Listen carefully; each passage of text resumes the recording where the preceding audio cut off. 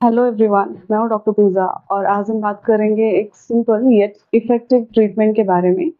Hot pack, cold pack और contrast bath, ये तीनों आप घर पे भी यूज कर सकते हैं और फिजियोथेरेपी क्लिनिक में भी यूज किया जाता है। लेकिन सवाल ये है कि कौन से कब यूज करें और कितने देर के लिए यूज करें, कैसे यूज करें। तो आइए समझते हैं। स्टार्ट करते हैं हॉट पैक से, यानी कि गर्म पैक। हॉट पैक का मतलब बॉडी पे कंट्रोल्ड हीट लगाना, जैसे हॉट हीटिंग पैड हो गए, हॉट वाटर बैग हो गया, हाइड्रोकोलाटरल पैक। हीट लगाने से वैसोडाइलेशन होता है, यानी कि ब्लड वेसल्स खुलती हैं और इससे ब्लड फ्लो ज़्यादा होता है, जिससे ऑक्सीजन और न्यूट्रिशन ज़्यादा मिलती है और इसीलिए पेन रिलीफ होता है, मसल्स रिलैक्स होते हैं और स्टिफनेस कम होती है। अब इसको लगाना कैसे है? तो एक साफ टॉवल में रैप कर ले और हर अफेक्टेड एरिया पे 15 टू 20 मिनट्स तक लगा सकते हैं। अगर पेन बहुत ज़्यादा है तो हर 3-3 घंटे पे लगा सकते हैं, नहीं तो दिन भर में 2 से 3 बार तक लगा सकते हैं। लेकिन हमेशा स्किन चेक करते रहें। अब आते हैं मेन पॉइंट पे, कब यूज़ करना है हॉट पैक। तो ये आप क्रोनिक दर्द में यूज़ कर सकते हैं, जैसे पेन अगर 1 से 2 हफ्तों से ज़्यादा है तब यूज़ कर सकते हैं और उसमें जब स्वेलिंग ना हो तब।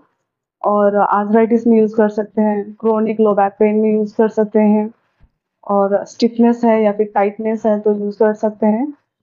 एक्सरसाइज से पहले या फिर स्ट्रेचिंग करने से पहले हॉट पैक यूज़ करना है।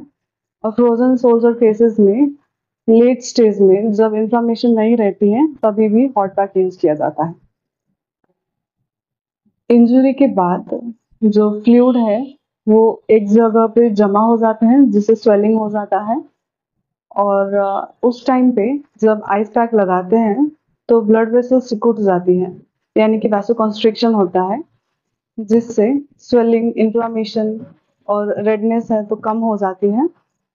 और आइस पैक ऐसे काम करता है जैसे ये कोल्ड नमनेस देता है, जिसकी वजह से जो पेन है वो तुरंत कम हो जाती है। तो अब बात करते हैं कोल्ड पैक कैसे लगाना है। अगर आप आइस क्यूब ले रहे हैं तो उसको एक कपड़े में लपेट ले और अफेक्टेड एरिया पे रब करते रहे 10 टू 15 मिनट्स।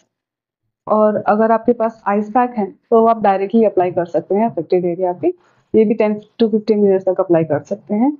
अगर इन्फ्लेमेशन ज़्यादा है या फिर स्वेलिंग ज़्यादा है तो हर 3-3 घंटे पे ये अप्लाई कर सकते हैं, नहीं तो दिन भर में 2 से 3 बार ही अप्लाई कर सकते हैं। आइस क्यूब्स को डायरेक्टली स्किन पे लगा के मत छोड़िए, एक कपड़े में रैप कर लीजिए और उसको मूव करते रहिए, एक ही जगह पे मत रखिए, क्योंकि इससे फिर आइस बर्न या फिर कोल्ड बर्न होने के चांसेस होते हैं।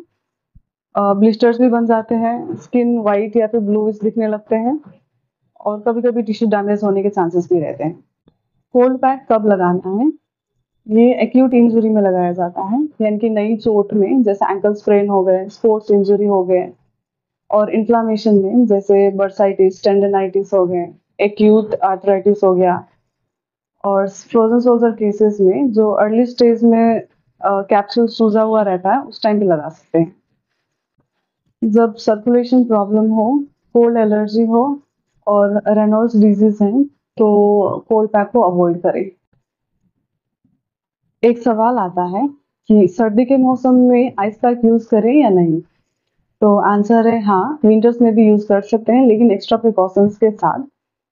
जैसे आइस पैक को डायरेक्टली फ्रीजर में से निकाल के यूज ना करें, उसको एक टॉवल में लपेट ले और थोड़ा सा टेम्परेचर नॉर्मल होने दें और इसको 10 टू 15 मिनट्स तक अप्लाई कर सकते हैं।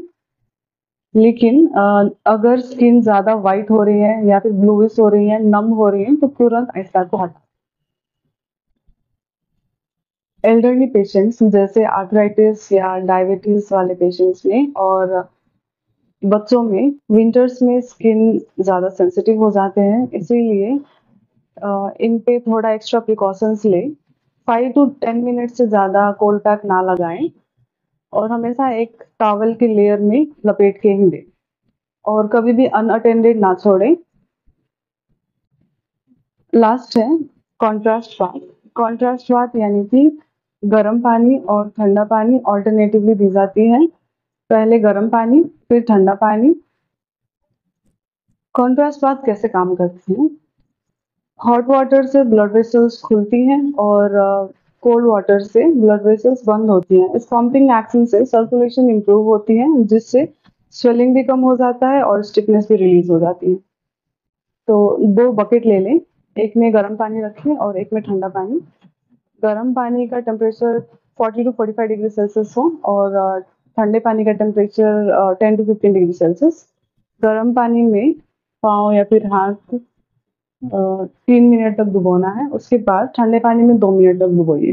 उसके बाद फिर से निकाल के गर्म पानी में 3 मिनट तक रखिए और ठंडे पानी में 2 मिनट तक। ऐसे ऑल्टरनेटिवली 15 टू 20 मिनट्स तक साइकिल को रिपीट करना है। कॉन्ट्रास्ट बाथ कब यूज़ करना चाहिए?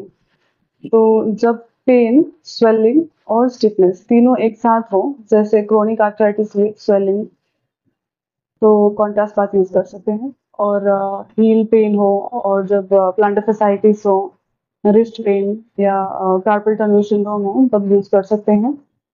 और पोस्ट फ्रैक्चर जब स्टिफनेस विद स्वेलिंग रहता है, तभी भी यूज़ कर सकते हैं।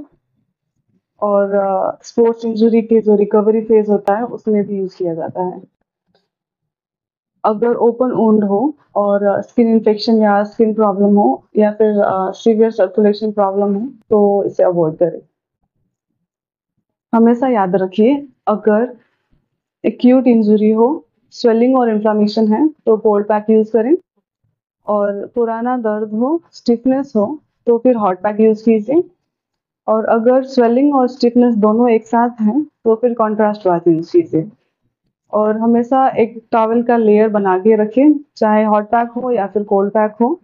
इससे स्किन डैमेज नहीं होती है और बर्न होने के चांसेस कम होते हैं।